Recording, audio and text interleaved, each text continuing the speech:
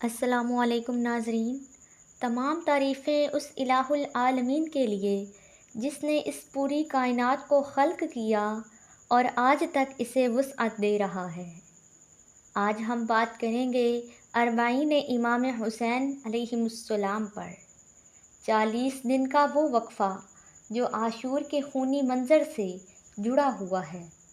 یہ وہ دن ہے جو کربلا کے شہداء کی یاد، غم اور پیغام کو تازہ کرتا ہے۔ یہ صرف ایک دن نہیں، تاریخ نہیں، بلکہ ایک عہد ہے کہ ہم حسین کے مقصد کو قیامت تک زندہ رکھیں گے۔ امام حسن عسکری نے فرمایا، مومن کی 5 نشانیاں ہیں، ان میں ایک اربعین کی زیارت ہے۔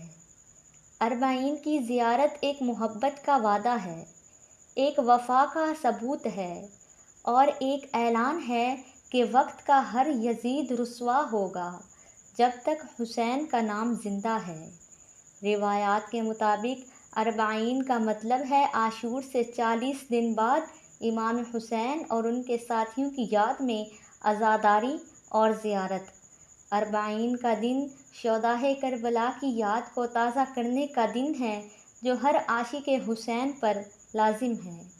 روایات میں آیا ہے کہ جو کوئی خلوص نیت سے امام حسین کی زیارت اربعین کے دن کرے، اللہ اس کے گناہوں کو بخش دیتا ہے، اس کے درجات بلند کرتا ہے اور اسے جنت میں امام حسین کے قرب میں جگہ دیتا ہے۔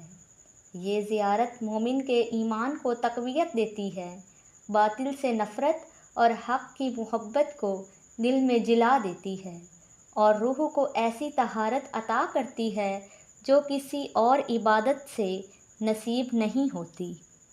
آج دنیا کے کونے کونے سے لاکھوں عاشقان امام حسین علیہ السلام عراق کا سفر کرتے ہیں، کچھ ہزاروں میل پیدل چلتے ہیں۔ راستوں میں مہمان نوازی کی ایسی مثال قائم کی جاتی ہے جو دنیا میں کہیں اور نہیں ملتی۔ ہر خیمہ، ہر گھر زائرین کی خدمت کے لیے وقف ہو جاتا ہے۔ لوگ زائر کے قدموں کی دھول کو آنکھوں سے لگاتے ہیں۔ یہ وہ سفر ہے جو دل سے جنت کی طرف لے جاتا ہے۔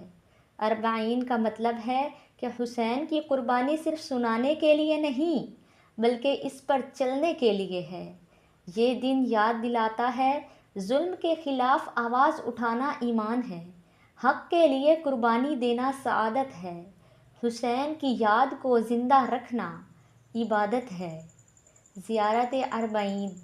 اے ابا عبداللہ، میں آپ کی گواہی دیتا ہوں کہ آپ نے نماز قائم کی، زکوٰۃ ادا کی، نیکی کا حکم دیا، برائی سے روکا اور اللہ اور اس کے رسول صلی اللہ علیہ وسلم کی اطاعت میں جہاد کیا، اور میں آپ کے دوستوں کا دوست اور آپ کے دشمنوں کا دشمن ہوں یہاں تک کہ میرا آخری دم آ جائے۔ اے مولا حسین علیہ السلام، ہم 40 دن بعد بھی آپ کو نہیں بھولے، 1 سال بعد بھی نہیں بھولے، صدیوں بعد بھی نہیں بھولے اور قیامت تک نہیں بھولیں گے۔